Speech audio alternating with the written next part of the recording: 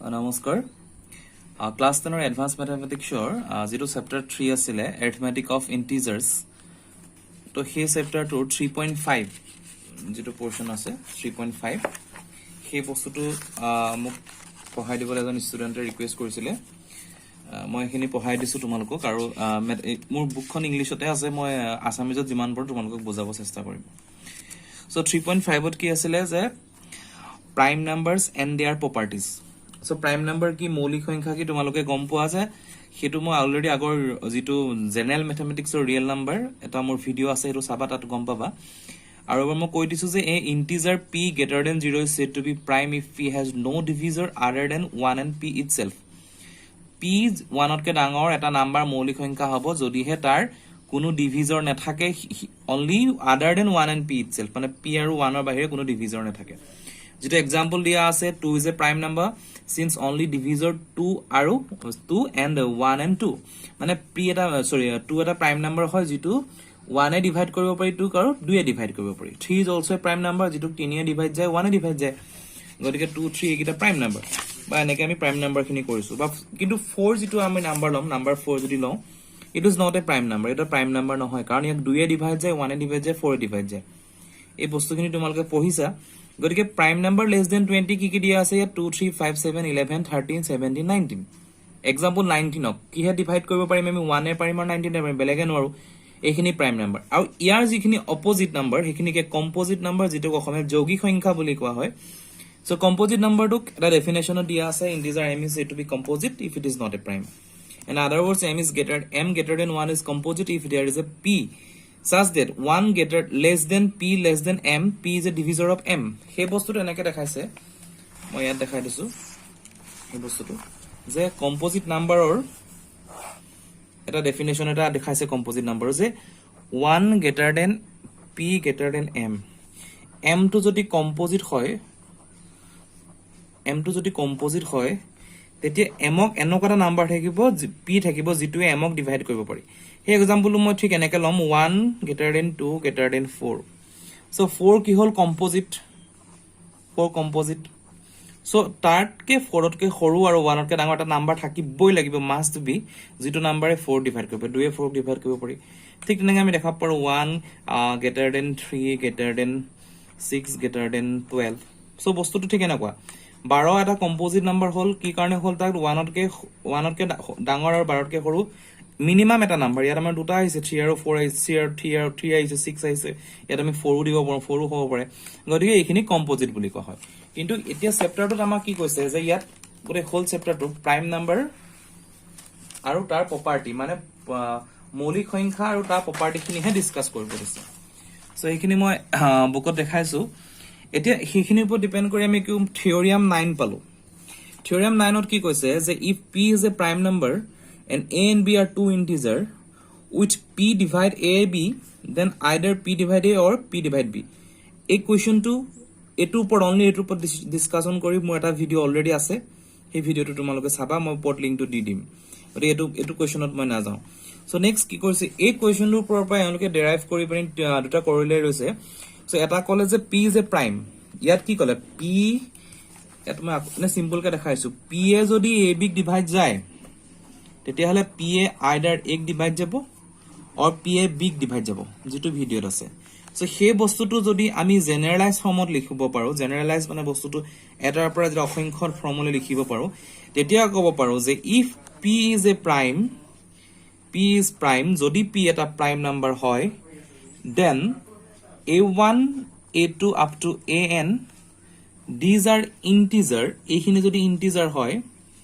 a1 এটো অখণ্ড সংখ্যা হয় a1 a2 a3 অখণ্ড সংখ্যা হয় তেতিয়া হলে p এ যদি a1 a2 up to an মাল্টিপ্লিকেশনক ডিভাইড এটো মাল্টিপ্লিকেশনক p এ ডিভাইড কৰিব পাৰে then obviously p A a k টুকু ডিভাইড যাব বস্তুটো কমপ্লেক্স হয় ভালকে বুজিবা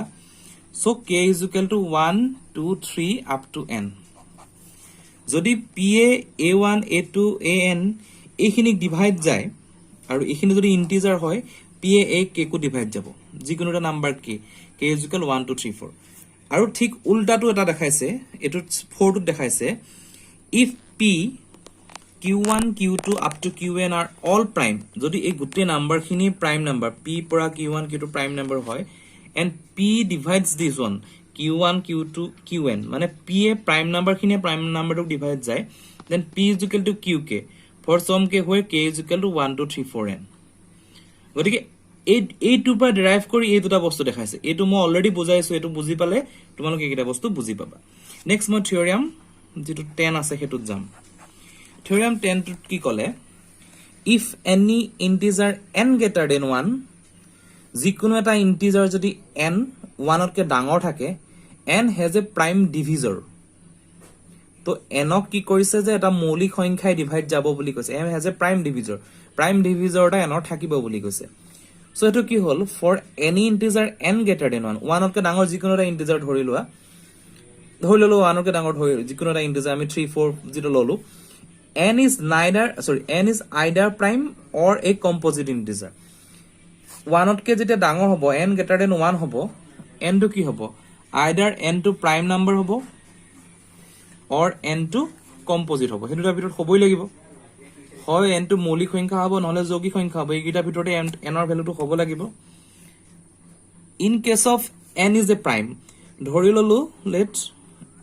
n is prime যদি n to prime হৈ যায় লিখা আছে in case of n is prime there is nothing to proceed further যদি n prime হৈ যায়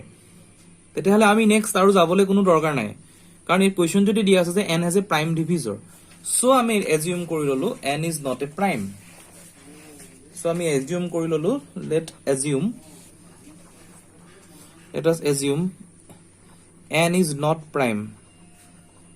n এটা prime number নহয় হেতু হিচাপে আমি এজিউম কৰো এটো বুকত দিয়া আছে তোমাৰ so therefore let us assume n is not a prime n এটা মৌলিক সংখ্যা নহয় then n is composite prime নহলে তো composite হ'বই লাগিব so that there exists an integer d এটা integer d থাকিব যেটো আমি অলৰেডি এটা एग्जांपल দিছিলো এইটো তোমাৰ एग्जांपल এটো দিছিলো এই एग्जांपलত মই দেখাইছিলো এইটো एग्जांपल 1 2 3 1 3 6 12 এটো হিচাপে আহিব যদি হে কথাটোকে ডেসক্ৰাইব কৰিছে বুকত যে যদি n এটা কম্পোজিট নাম্বাৰে হল তেতিয়া n তকে সৰু এটা নাম্বাৰ থাকিব 1 তকে ডাঙৰ আৰু হে নাম্বাৰটো n ক ডিভাইড যাব এই ফৰ্মটো এনেকুৱা হ'ব যে 1 less than d less than n and d divides n যদি হয় এটো এটা থাকিবই must be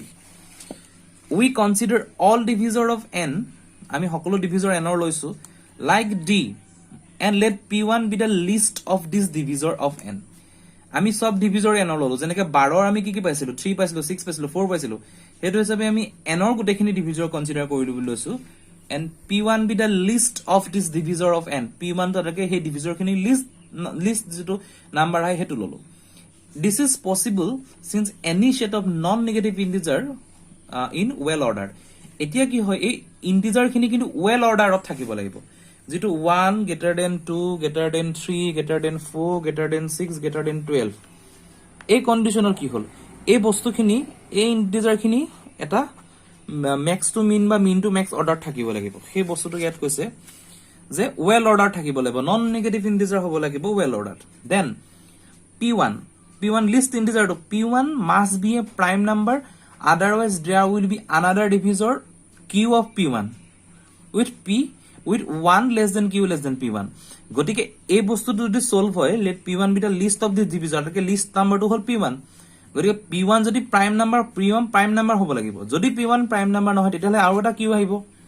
কাৰণ কম্পোজিট হৈ গলেটো মাজত q মাজৰ এটা নাম্বাৰ থাকিবই 1 তকে ডাঙৰ বাট ইফ q divide p1 যদি q এ p1 ক ডিভাইডে যায় and p1 divide n p1 যদি n ক ডিভাইড যায় এটো আমি পাই আছো না এটো পৰা d to p1 is a least integer the complete numbers of d এটো হৈছে যিমানখিনি ডিভিজৰ আছে সো যদি q এ p1 ক ডিভাইড কৰিব পাৰি আৰু p1 এ যদি n ক ডিভাইড কৰে then q এ obviously n ক ডিভাইড যাব q এ হতে n ক ডিভাইড যাবই লাগিব that is n has a divisor q এটা n ৰ ডিভিজৰ আছে যেটো less than p1 কে সৰু এটা ডিভিজৰ q আছে which is impossible since p1 is assumed to be the least of this divisor n এটো কি কলে এই ইকুৱেচনটো চাবা ইয়াত কি হল 12 যদি আমি n লও আৰু ইয়াত কি ক'লে যিটো লিষ্ট ডিভিজৰ অফ এটো হৈছে তোমাৰ লিষ্ট ডিভিজৰ যেন 1 ললো এটো লিষ্ট ডিভিজৰটো p1 হা আমি যদি 1 ক্যালকুলেট সৰি 1 কনসিডাৰ নকৰো এখিত আমি এটো লম 2 লম এটো হল p1 লিষ্ট ডিভিজৰ ই ইয়াক ডিভাইড যায় এটো যদি কম্পোজিট নাম্বাৰ হৈ যায় ইয়াৰ ভিতৰত আৰু এটা নাম্বাৰ থাকিব লাগিব মানে 1 লেছ দেন সামথিং কিবা এটা নাম্বাৰ থাকিব লাগিব যেটো লেছ দেন 2 যেটো 2 ডিভাইড যায় দিস ইজ ইম্পসিবল এটো কেতিয়াও পসিবল হ'ব নোৱাৰে দিস ইজ ইম্পসিবল সেই কথাটো ইয়াত লিখিছে যে n has a q less than p which is impossible since p1 is assumed to be the least of all divisor আটাতকে সৰু ডিভিজৰটো আমি p1 মূল্য ললো তাতকেটো আৰু কেতিয়াও সম্ভৱ হ'ব নোৱাৰে গতিকে does any integer greater than 1 has at least one prime divisor গতিকে যিকোনো ইন্টিজাৰ 1 তকে ডাঙৰটোক এটা প্ৰাইম ডিভিজৰ থাকিবই লাগিব এটো কথা কৈছে নেক্সট যেটো থিওৰেম আছে থিওৰেম 11 হেতু কৈছে ফান্ডামেন্টাল থিওৰেম অফ এৰিথমেটিক ইয়াত কি ক'লে যে every integer greater than n greater than 1 can be represented as product of prime সকলো ইন্টিজাৰ একতকে ডাঙৰ হেখিনিক আমি product of prime number product লিখিব পাৰো this representation is unique apart from the other in which the factor occur এইখিনি এটা unique ৰিপ্ৰেজেন্টেশন হয় এটা proof of the above theorem is not included syllabus নাই বুলি কৈছে therefore আমি এইখিনি নেযাও ফাৰ্স্ট আমি এজিউম কৰিম first let us consider any prime number say 11 এটা prime number ললে হল so there are two divisors of 11 এটা prime number হল 11 এর দুটা ডিভিজৰ থাকে এটা 1 11 এ ডিভাইড যাব এটা 11 এ 11 ক ডিভাইড যাব হল so কি কলে there are two divisors of 11 that is 1 and 11 itself now the divisor 1 is not a prime number 1 to prime number নহয় therefore if we represent 11 as a product of prime we will get simply 11 is equal 11 1 prime number নহয় 11 is a product of prime কৰিব গলে 11 is equal 11 but does the statement of the theorem is obvious in the case এই কেসত এটো statement to theorem to satisfy হৈ গল কিন্তু যদি বেলেগ এটা prime number মৌলিক সংখ্যা যাও now let us consider an integer that is not a prime এটা integer ললো যেটো prime নহয় then obviously it will be composite number prime নহলে composite হ'ব হেতু কথা মনত ৰাখিবা to be particular let us take 105 there are three prime divisors of 105 namely as 3 5 and 7 such that a 105 to ki hai ase 3 5 7 multiplied product of prime in prime boli question hoy je n greater than 1 can be represented product of prime mane prime number puranful so 105 is equal to 3 into 5 into 7 7 into 3 into 5 8 ekita man tintar combination ami likhibo paro showing that 105 as a product of prime with different order of position belek position to ami ekita same power power however each of this representation contain exactly the same prime in other words apart from the order of representation 105 as a product of prime is unique এই বস্তুটো সদায় এটা unique হয় product of prime যেটো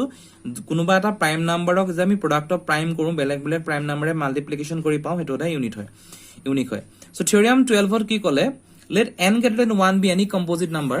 যদি n to 1 তকে ডাঙৰ হয় এটা composite number যৌগিক সংখ্যা হয় then q be the list of all prime divisors of n q যদি prime divisors of n or list or আটাইতকে সৰুটো হয় কি হয় then q less than root over n হে বস্তুটো ইয়াত প্রুফ কৰি দেখাইছে so হেতু কৈছে let n be any composite number greater than 1 composite number prime নহয় then there exists an integer d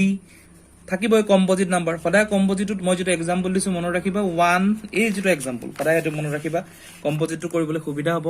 1 greater than 2 greater than 3 greater than 4 greater than 6 greater than 12 এটো composite number আছে এনেকুৱা 1 তকে ডাঙৰ এটা নাম্বাৰ থাকিবই যদি ইয়াৰ ডিভিজৰ হয় এই ফৰ্মুলাটো ইয়াত মই এটা আছে এটো d তো এখিনি এনেকে ডিভাইড কৰিব পাৰি সো সেই বস্তুটো ইয়াত ক'লে যে there exists d which divide n মানে এটো d যেনিবা 3 হলে এটো 12 হল n 1 less than d 1 তকে 3 ডাঙৰ তাতকে 12 ডাঙৰ হেতু একদম important that is d is a divisor of n d n or divisor let q be the list of all divisors জিমান divisor আছে হে যে আমি 112 লৈছিলো হে আটাতকে divisor list কোনটো p sorry list কোনটো 2 আকৌ একটা বস্তু লাগি যাম সো কি কলে যে q be the list of all divisors মানে q মানে 2 হল ইয়াত q is equal to 2 হেতু বস্তু বুজি পাই আছা so then n is equal to q into q1 কাৰণ 12 ইকুয়াল টু কিমান আহিব পাৰে 2 into 6 q into q1 এটা নাম্বাৰটো ডিভাইড কৰি পূৰণ কৰিবই লাগিব তেতিয়া 12 পাম 12 এজ এক্সাম্পল লৈছো তোমালোকে কোৱেশ্চনত 12 লিখিব না লাগে তাত বুজি পাব লাগে so n is equal to q into q1 where 1 less than q 1 সদায় সৰু হ'ব q তকে আৰু less than n যদি এটো 12 হয় এটো 6 হ'ব এটো 2 হ'ব 6 এ 2 এ পূৰণ কৰিলে 12 পালো so 1 less than 2 less than n and q যেটো তোমাৰ 2 থাকে 2 is less than 6 2 less than 6 হল কনসেপ্টটো ঠিক তেনেকুৱা গতিকে সেই বস্তুটো পালো নাও q যেটো 2 less than 6 আমি হেতু পালো q আজি less than যদি 6 হয় q into q less than q into q1 multiplying q greater than 1 greater than 0 that is q square less than n q less than n to the root to the power n hence it proved হল হে বস্তুটো যদি আমি আকৌ ইয়াত মই এটা simple কেট কৰি দেখাইছো তোমাক সো এই বস্তুটো এনেকুৱা আহিলে যে 12 ললে আমি কি পালো 2 into 6 মই एग्जांपल লিখিছো তাত কি হল 1 তকে ডাঙৰ 2 2 তকে ডাঙৰ 12 1 তকে ডাঙৰ 6 6 তকে ডাঙৰ 12 এটা কথাটো হল 2 obviously 6 তকে সৰু হল 2 6 তকে সৰু হল তাৰ মানে কি পালো আমি দুটা সাইডে আমি কিউ মাল্টিপ্লিকেশন কৰিল 2 into 2 যদি দিও 6 into 2 হ'ব obvious আৰু এটো then 2 into 2 4 হ'ব 4 এটো again 12 হল 12 হল 2 into 2 12 then square যদি আমি কৰি দিও 2 square to a 12 hall 12 to n আছে না নাই 2 square is equal to 4 এটো হল 2 square is equal to 2 square less than 4 hall so that means যদি আমি both side square to অতৰাই দিও q less than root 12 sorry এটো 2 less than root 12 that means q less than root to the power n এটো প্ৰমাণ কৰিলো তো বস্তুটো তোমালোকে ৰিপিট কৰি কৰি চাব লাগিব ভিডিওটো তেতিয়া তোমালোকে বুজি পাবা সো হে एग्जांपल লাগে কৰিব পাৰো গতিকে এটা আমি প্ৰুফ কৰিলো hence in this context mention may be made in a special type of number বেলেগে নাম্বাৰ লব পাৰি ইয়াত হেতুৱে দিছে is it possible to divisor 6 ইয়াত 6 লৈ কৰিছে মই যেটো 12 লৈ কৰিলো divisor of 6 1 2 3 4 5 6 accepting 6 this divisor are 1 2 3 interestingly sum of 1 to 3 is also again 6 1 2 3 4 sum to সদায় 6 হয় such numbers is called as a perfect number called এখিনি কোৱা হয় perfect number so এতিয়া next আহিব definition 10 যেটো perfect number থাকে so a second part of video মই এই বস্তুটো দেখাই দিম so এতিয়ালৈকে মই ইয়াত